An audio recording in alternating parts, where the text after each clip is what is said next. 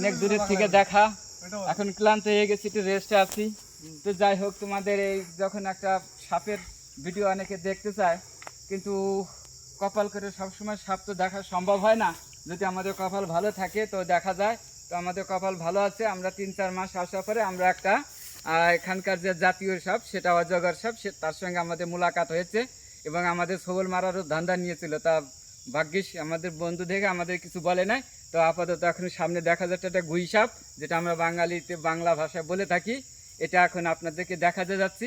চলো সামনের দিকে চলো, আমার রিপোর্টার সব সাংবাদিক সামনে আছে, এখন সামনের দিকে আগমন করছে। চলে আসো। এই যে যাচ্ছি আমি, ধীরে ধীরে যাচ্ছি, এখান থেকেও থাকতে পারে।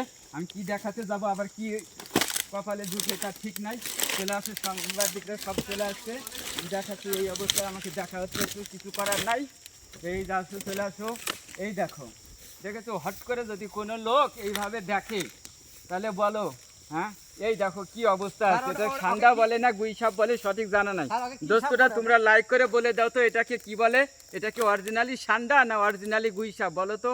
আমরা তো বাঙালি মানুষ, সম্ভবত গুই সাপের মতোই লাগছে, কিন্তু আমি তো ভালো চিনি না। তো আমাদের কলকাতাতে থাকি, আমরা গ্রাম বাংলার সাপ ভালো চিনি না।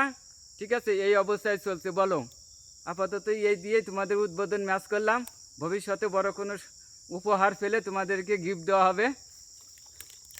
এই বলে আপাতত আজকের মতো সমাপ্তি করে দিচ্ছি। ঠিক আছে, কি আর করা যাবে, আজকের মতো সমাপ্তি করলাম।